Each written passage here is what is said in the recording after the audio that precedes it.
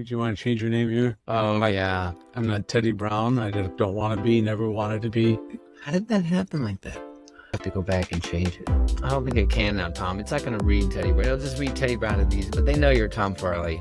This is Tom Farley. What the hell's that? These, they know it. Don't call him Teddy Brown. It's only his friends that call him Teddy Brown. Yeah, that's His colleagues. that's my stripper name. Welcome to another enlightening episode of On Your Radar, a podcast for mind, body, and spirit, brought to you by Rosecrans. I'm your host, Tom Farley.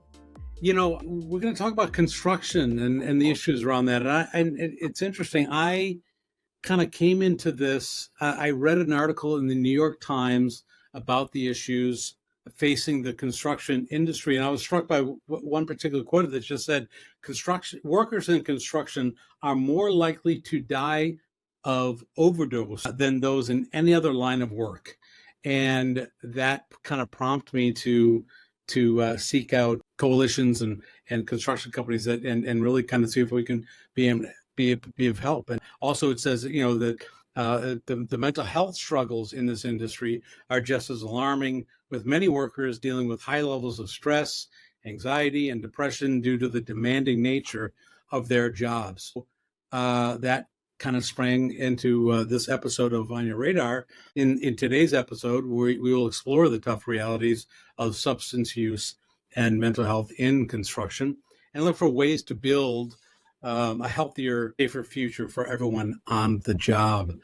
So I'd like to, it's my pleasure to introduce our guests for today. First, we have Bruce Morton from Marsh McLennan. He's also the president of the Wisconsin Construction Wellness Community. And with him is Lizzie Holheber, who is with Mortensen Construction and is the secretary of WCWC. Which is a group dedicated to promoting mental health resources for the construction industry. Welcome, Bruce. Welcome, Lizzie. Thank you so much for being here. Also joining us today is Greg Tierney. Greg is the vice president of clinical operations for Rosecrans. Also good to see you, Greg. Okay, well, let's dive right in.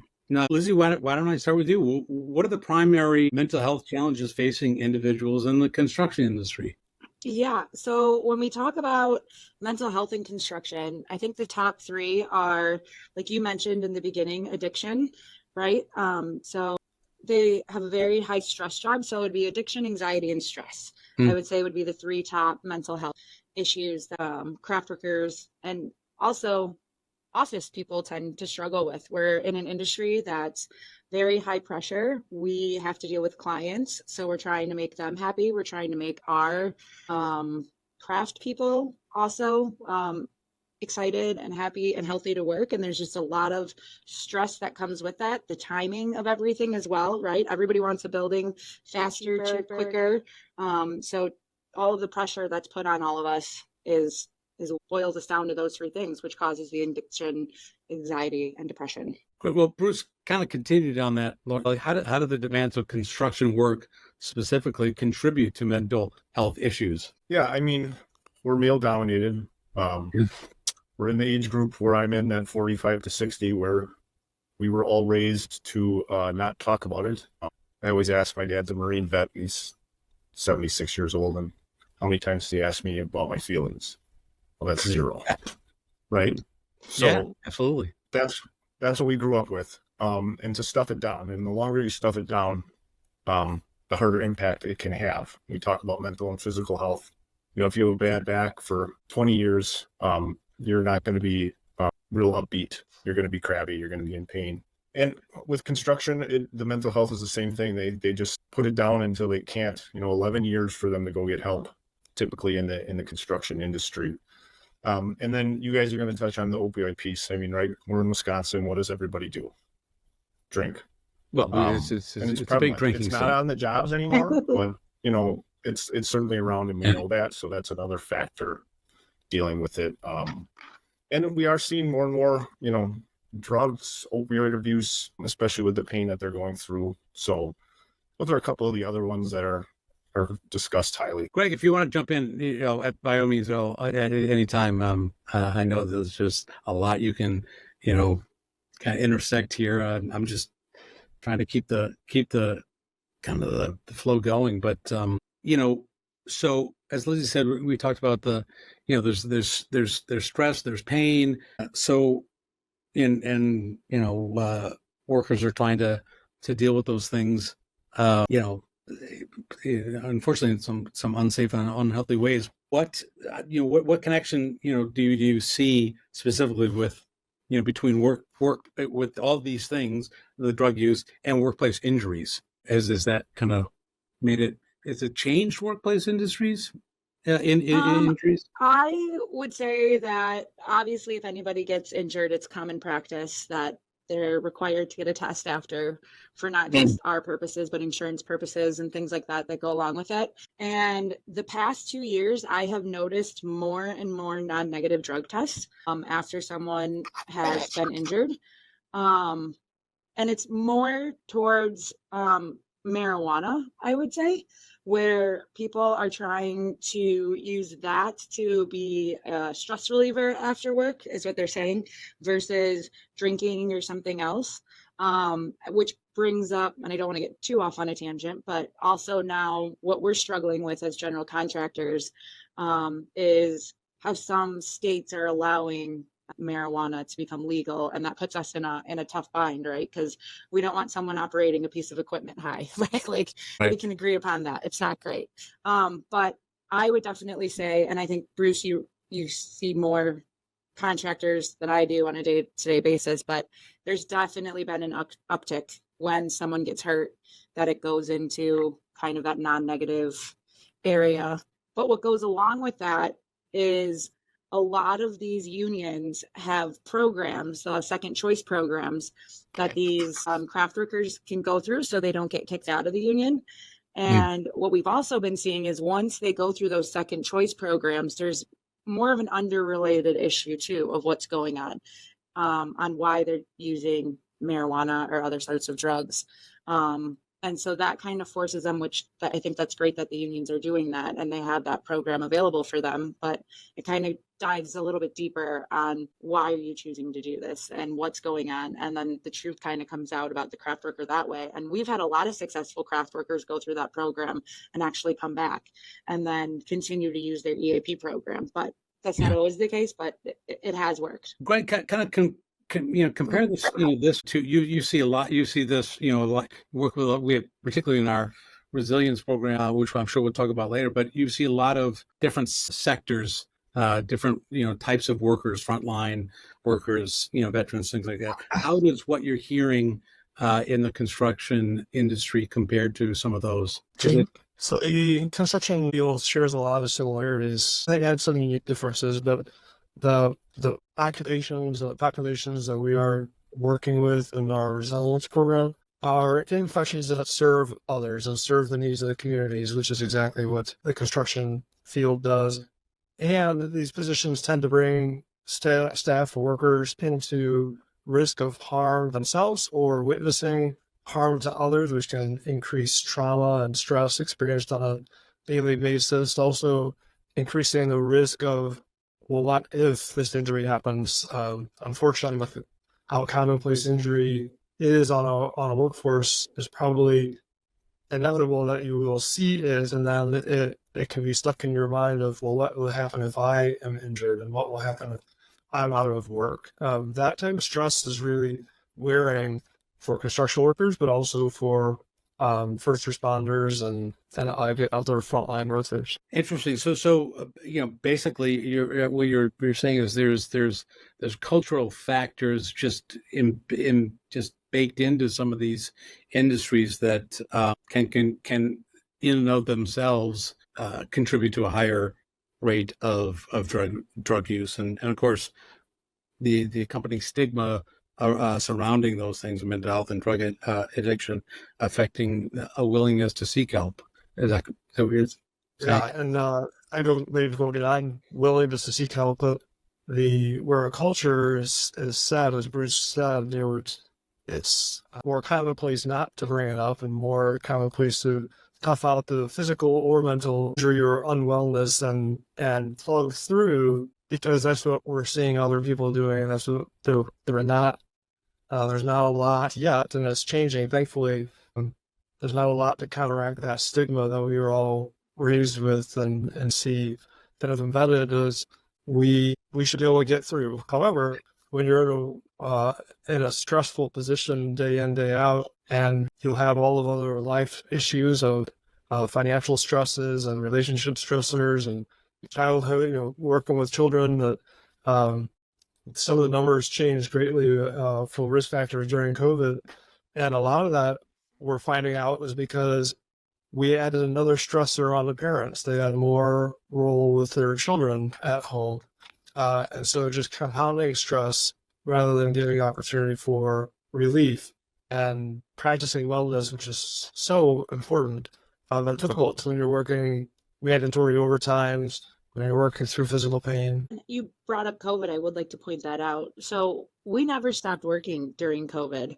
So we were necessary. I know that's not the proper term, but we were considered a need to continue on. And so what compounded that as well is all of the craft workers were showing up, but going home also added more stress because they were around groups of people, and some of them had wives at home that had cancer, or they were going through other illnesses, but they were still forced. I don't want to say forced. They felt like they had to come to work because we were still functioning, right? Like, you can't build a building behind a Zoom camera and just show someone how to put a nail in, right? And we have to work together. That is, I like to say, like, the best part about construction is it is a community too, though. Like, you're with people every day. They kind of become your family. But during COVID, as you pointed out, that was a very high stress time, and we were all figuring it out together as well. So one day we would have one process and the next day would be another. And I think us as general contractors pushing out kind of mental health the same time as COVID was going on, I think they kind of took off together at the same time, and I thought that was very beneficial. That's that we saw that in healthcare too. When you're labeled as essential worker, it added a level of a stress that wasn't there before. Educators, I think, I certainly saw that as well. So we need to. That's why we're addressing these things now, because we're past that tipping point. We have to do that. Bruce, specifically, let's go back to the opioid crisis that was growing before we had the pandemic. How has that specifically impacted construction workers and their families? We've seen it with the prescriptions. It's just, and if they can't get the prescriptions, they're taking their wives or someone else's, or getting it off the street. And, then we've seen the fentanyl take off. And then we started seeing it on the jobs, which is terrible. So that means someone's using it or they're dealing it on the jobs. And we had a couple instances where people didn't dispose of it properly. And that's scary too, because of what can happen to them if they're not using the proper PPE. But now we have this kind of level of not knowing what's going on our job. And you could have, 300, 400, 500 people on a job. And if someone's dealing, you never know how many people are under the influence at that time. And even if it's just a hand tool or a power tool, like a drill, they could injure themselves. And then we think about our crane operators, our forklift operators, our excavators, that they make one wrong move and it's not just one person. It could be tens, could be hundreds. So we've really had to take a closer look at, hey, what are the alternate ways to get rid of the pain? And I think one of the really good things that I know Lizzie is doing, and I'm doing with a bunch of my contractors, it's physical therapy. Partnering with these physical therapy companies to give our workers an outlet that isn't a drug. And I'll be the first to say it. I didn't use it till a few years ago, and it is a game changer. Just 1-2 sessions, it's part of their benefits, or we pay for it internally. And imagine being able to get up and not be as sore or in pain as you were the day before. And a lot of these PTs will even come to the job, which is amazing. Like, take 15 minutes, get work done, and then go back to work. I mean, that's the way to do it. And some other alternatives are just having those resources, through our WCWC, we have all the QR codes for all the unions, and those are plastered in all the trailers. So they don't have to go looking for things anymore. They can just go find them, and they're at their fingertips. And I think that's been the key to what we've been able to do in construction. Are we there yet? No, because we just had a suicide within the excavating industry Sunday. I got a text. So, and this is a local company. And so we still got more to do, but at least there's free access to stuff versus when there wasn't before. I think people were leaning towards those drugs. It's interesting. I do a lot of travel, and then there was a day when, managing stress going through an airport, you saw, the bars were packed to do that. Now you see physical therapists literally with chairs there, and I've utilized those all the time. And I'm like, oh my gosh, do I need that? It is, going to where the people need it. So I love that you just said that right on the job site, having those, and not just physical therapy, but just the mental side of things too. There's so much you can do right there. What are some of the common misconceptions about mental health and substance use in the construction industry? So I think everybody thinks if you're in construction, you're like tough, right? In that, like how Bruce started this out, we have a lot of veterans, which is amazing, but we have all different people from all over that are all kind of combined together. And it sounds silly, but basically that people have feelings too, right? Like my office sometimes tends to be the therapist's office but it's all about communication and just working things out when you really kind of boil things down to it. And there's a lot of times once we kind of dig into an issue that's going on the job site, I would say 9 out of 10 times, either that foreman or someone else has something else going on outside of work. And it bleeds into it. And we're working 10 hours a day. So if you're a construction worker, you're working 10 hours a day, and then you're getting home and you have to eat dinner and go to bed, and you're going through a divorce or something like that, you're probably not going to bed right away and having the proper cycle of things. So then they're coming to work, they're having emotions about that, they're not rested, they're normally not eating the best, exercising, all of that. And then it bleeds into what we do, but we're still held that every day you're here, you have a certain performance that you have to meet. We have production that you need to meet. And so that's where everything kind of starts to compound. That's why I would like to also point out that the shift that we're creating in giving our foremen and our superintendents trainings on how to handle those situations. A lot of our foremen and superintendents, and I know a lot of the others in the general industry, in the like greater Milwaukee, Madison-ish area, we're all going through QPR training, it's called, where it's question, persuade, refer, where we know that we're not a therapist and we don't act like we are, but we at least now have toolkits on kind of what to say, what not to say, how to de-escalate a situation, when to get someone else involved, when to ask, like, would you like me to help you call someone with you right now? And just that little bit of training has gone beyond. It's actually funny, after we hold one of those training sessions, you get more people after the class coming up to you being like, oh my gosh, thank you so much. I wish I would have known this so many years ago. I didn't realize that sometimes my attitude affects thousands of like the other people on the site. So I think trainings have really helped. We've also kind of taken emergency response plans, right? Like if we have a deck collapse or if there's a fire on the job site, we all have emergency response plans of what to call, who to call, what to do, what's next, and there's a plan written out. So now we've taken it to a mental health crisis management plan on what to do if you're having a mental health crisis on your project. I had to deal with it so far 3 or 4 times. Luckily, all of them have turned out as a success, but having an actual plan in place, to me, was a lifesaver, right? Like, I don't think anybody is prepared to have someone come up to them and just flat out say, hey, I want to kill myself. And it does, it kind of like, it shocks you, right? It shakes you. But being able to bring them to a safe space and having a step-by-step plan to follow and making sure, kind of like a checklist, I think all of that has been huge and has been helping out so many people, and really making it easier to get that information out. That's amazing. That sounds like a real industry shift that I don't think people are aware of. That's not the construction industry that's in my mind, which is incredible. Greg, how can we in the behavioral health world, how can we partner and connect? How do we, connect to support all these things that Lizzie just was talking about? What's our role? Well, first, I just really applaud that effort, and it mirrors efforts throughout the country with programs like Mental Health First Aid that really build on the idea that people care about each other and people around them, and they know the power of connection. It's just uncomfortable, as Lizzie said. It's awkward if what do I say? Am I going to make something worse? But with a little training and a little reassurance, we start to feel or understand that just being genuine with the person is the best thing we can do. And that gives you the confidence to be there with somebody.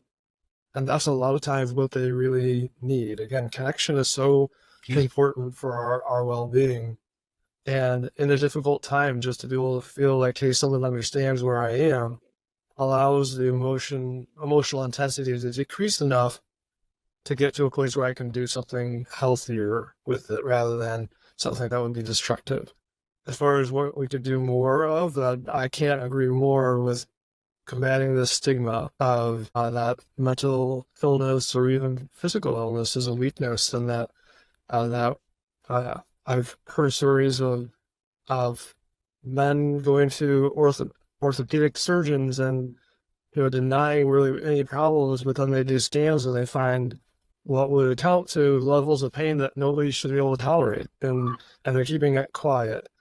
That kind of muscling through sets you up for that long-term stress that just wears you down mentally and keeps you then from connecting with others. So if we can help people understand the importance of wellness and taking care of your physical health and mental health through everyday activities that are based on things that are valuable to you, such as, if family is valuable for you, then prioritizing time for that, or prioritizing things that are healthy for you. So a lot of times we think, well, I'm going to get the sleep, so I'm going to take a nightcap, or as Lizzie said, use some marijuana to relax. The problem with that is that long term, that actually interferes with our sleep cycles and can actually have a long-term negative effect. Even though short-term we think it's working, long-term it's not. So building these skills where we have long-term health is just so important. That's fantastic. Bruce, is there any other successful programs or initiatives that your group has championed or would like to? Anything that is on the horizon that you think might be a game changer for the industry? Yeah, Greg mentioned the mental health first aid. We've hosted 3 classes, so we've trained 90 construction professionals. They didn't have to be, superintendent or foreman. They could be safety, HR, project manager. So that was just in southeastern Wisconsin over the last 4 or 5 months. We've brokered partnerships with people like NAMI, National Alliance for Mental Illness. We work with the local offices here, support their bingo night and their NAMI walks. Recently just did a grilling thing with a local therapy company, Gals on the Go Institute. So we went out and got in front of them and helped them out because they're helping the community with all their therapists on the mental health side. About 6 months ago, started a partnership with the AGC of Milwaukee, so Associated General Contractors of Milwaukee. So like a partnership to get in their newsletter, to do talks with them, to have them share our website, hopefully down the road, the AGC of Madison. And then in October, I hope to speak in Denver for the AGC of America. So yeah, and we're doing things with the electrical associations, plumbers and sheet metals, carpenters, laborers, Wisconsin underground contractors. Who else, Lizzie? I think you hit them all. Probably. Yeah. Yeah. So, anybody that comes forward, I'll say, whether it be union or non-union, because we do have the ABC, Associated Builders Contractors. They're the non-union sites, so we're working with them as well for their conferences. Wellness Council of Wisconsin, we're working with them as well. Mental Health of America, Plymouth, we're working with them as well. EEC, I think that's fantastic. Yeah, no, that's fantastic. So beyond all these supports and collaborations, what can employers do to create a more supportive environment for mental health? And I ask that because I actually talked about this to your group about the recent Surgeon General's report last year, talking about the epidemic of loneliness. How one of the things he talked about was incorporating into policies and cultures this connectiveness, this feeling of how we used to talk back in the day that we needed a work-life balance, that you're this person at work and you go home and you're not that person. That doesn't work anymore. It's the whole person has to be embraced at the work, because we're sending them home, hopefully that same complete whole person. What can the industry do to support that kind of notion of changing culture? So I can speak to what we've been doing, and I think a couple other generals do it as well. So first off, train your people, right? Like, so we do trainings as safety professionals on tools, on controlled access zones, confined space, anything you name it. We put a lot of investing into training. So we have added a lot of more training on mental health things, on how to see the signs of different things. If someone's acting different, if they're having different, normally they come in to work 5 minutes early every day and they're in a good mood. Well, then you notice someone late all the time and is very angry and things like that. So trainings that just point out kind of things that like if you just are in tune with each other, you should be able to find out. The second step of that is we do stretch and flex in the morning. So we'll bring the whole job site together. Everybody stretches. You kind of go over the high risks of the day, what's going on. It's time. We have music playing. It's time for all of the guys to and girls to get together and just really have that community. We also have taken it a little step further. We do a second stretch where it's not as big, but it's just another time to just circle up, get together, see what's going on. Are the tasks changing? Are things shifting left, or what's going well? Can we finish out the day the same way as we planned? And then the other thing would be, I would say, is put in a mental health crisis plan. I think that would be a good start, and incorporating doesn't have to be every toolbox talk. Every general contractor has to do a toolbox talk. So incorporating maybe one a month just on mental health, and then incorporating the benefits of the EAP plans that our craft workers do have and giving them the information. I don't want to stereotype, but I am married, and right, so the women mostly do all of the reading on their benefits and things like that. So we kind of handle that stuff. So when you talk about construction workers, right, a lot of times they don't even know what they have. So just informing them on the things that they're already paying for. Right. They have so many free sessions of chiropractic care. They have free financial care. So if you're going through a hard time, or a lot of construction workers tend to get laid off in the winter. So there's financial planning that you can go to. So you don't have to be so stressed when you can plan for being laid off for 2 months. They have writing of wills, just you name it. The unions really do have a lot of good stuff. It's just getting that information to the people. Well, what I loved what you said about the stretching, just to go back there, because anyone can stretch on their own, and and tell themselves I'm trying to it's a physical thing, but to do it in a group and to do it in a connected way, it goes beyond the physical into the mental. I love that. That's what connectiveness brings. So that's fantastic. Yeah. So Tom, let me add to that. It sounds like that's fantastic communication and all and focused on what support there is and what hope there is. Families just bringing people together for small opportunities.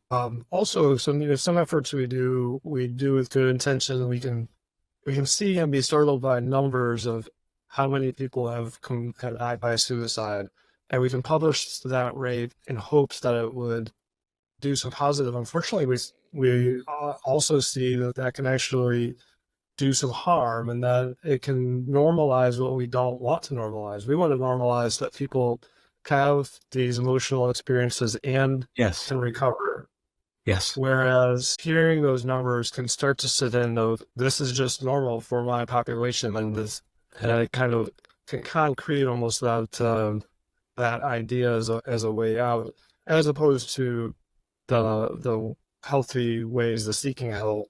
And so best what we can do, we can be informed by those numbers and change our processes as and communication, as Lizzie was saying, and be cautious of using numbers that could potentially backfire. Yeah, and I'll say it again, as I've said it before, is we have talked about all of these things, whether it's substance use or mental illness as diseases of isolation, which we know.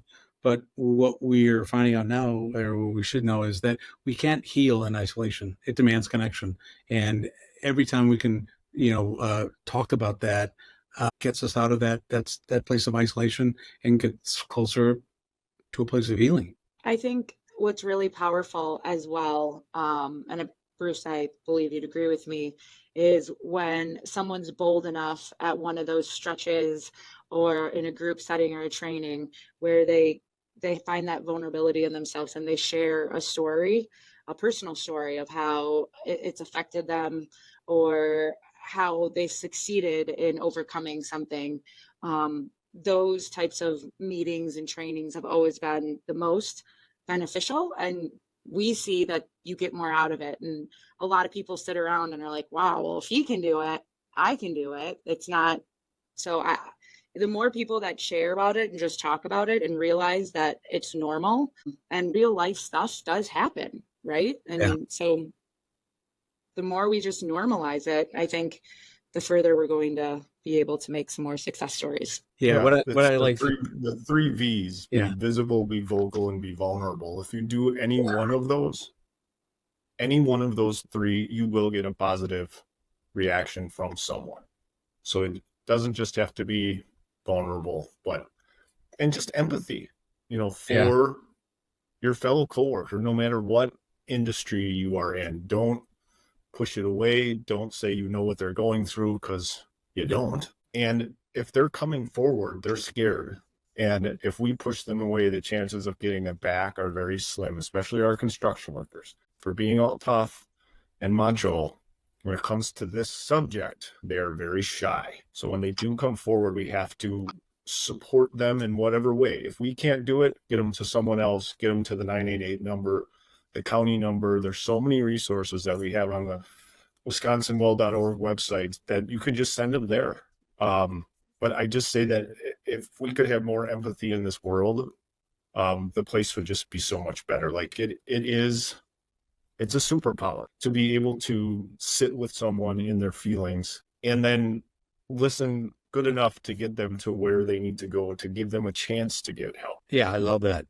As I've been talking about for years, so what we learned after 9/11 is that, first responders are the heroes. They wear the cape, and we're learning more and more to be that first responder to the people around us, the people we care about, and even to ourselves, to really understand and really identify somebody that's isolated or somebody that's struggling, even if that person's you, and do something about it.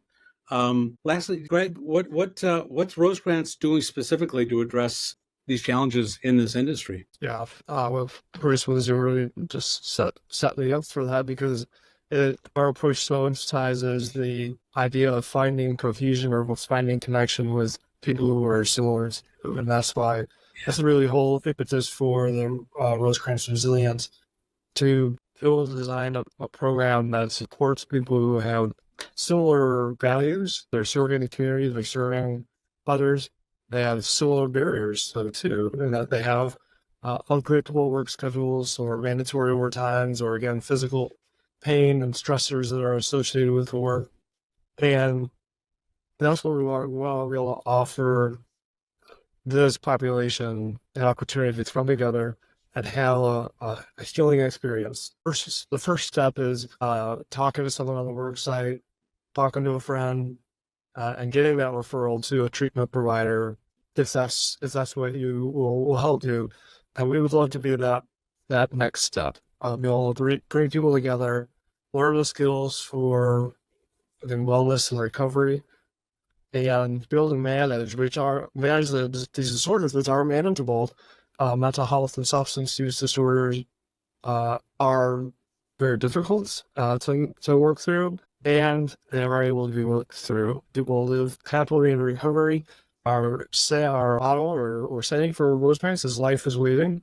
We are able to help support people be able to get back to that happy life where they're able to live in their values as opposed to being stuck into repetitive behaviors related to substance use or avoidance that might be related to depression or anxiety or trauma. Well, fantastic. So Bruce and Lizzie, Callie, you've been around this industry for a while, and you've been doing this specific effort for a little bit. Are you seeing a change? Have you seen the industry change because of all this work? Is there because of the New York Times article was kind of like it opened eyes, and but everything you've talked about actually kind of sounds like there's some stuff going on, and I know that what we're doing here at Rosecrans, we're helping people too. So, is that the case? Have you seen is it getting better because of all this work? Yeah, I would say absolutely.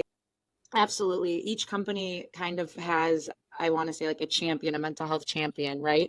And when we all get together as a committee at WCWC, it's so funny, just some of the stories we have of foremen like running up to us and being like, oh my gosh, I was empathetic today. You'd be so proud of me. I went and I talked to this guy, and just like the look on their face, and I was, good job. Like, just like being a mom to everybody. But yes, I would say it's been night and day. And being able to understand, the biggest thing is that we're all just people, right? Living in this world. No one's better than anyone.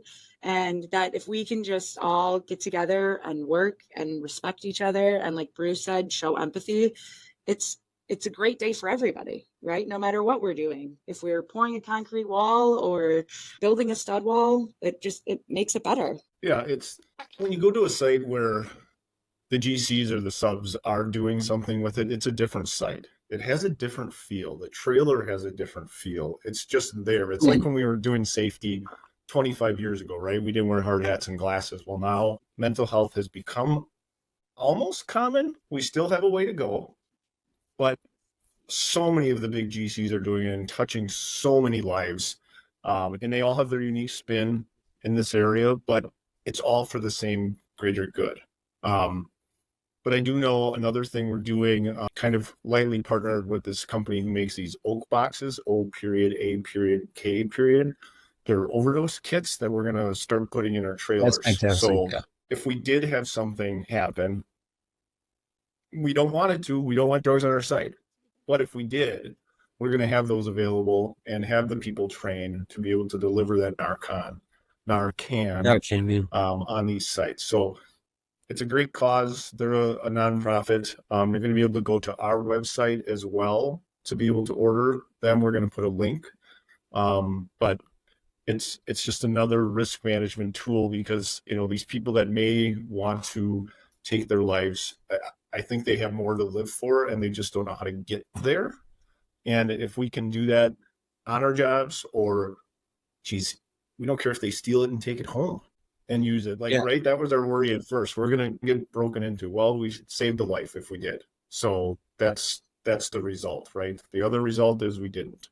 So here's a little notes. I've learned in work through our resilience program. I worked with a lot of veterans, a lot of uniformed personnel.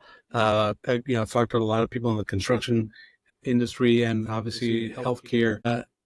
We talk about this perception of, we can't be hurt, or we can't. These are also people that want to talk about these things. These are caring, passionate people for the things they do. if there's any, these industries we just talked about, they are so wanting to go there. Just eliminating a few of the barriers, I've seen floodgates open. It's like people have been waiting to talk about these things and caring about these things, and so I think industries, companies, healthcare, all of those supporting these workers. I've seen the change, so, and I know you have too, and it's been fantastic.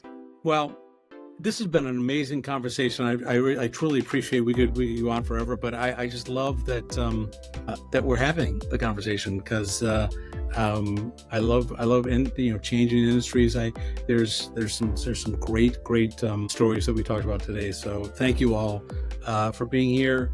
And once again, I want to say this has been On Your Radar, a podcast series produced by Rosecrans with locations in Illinois, Wisconsin, and Iowa. Remember, you can make a difference in your own life and the lives of others who are struggling and don't know where to turn. Help is just a click away. Visit rosecrans.org or call 888-928-5278 for more guidance and information. Rosecrans, life's waiting. Thank you so much, everyone. That was excellent.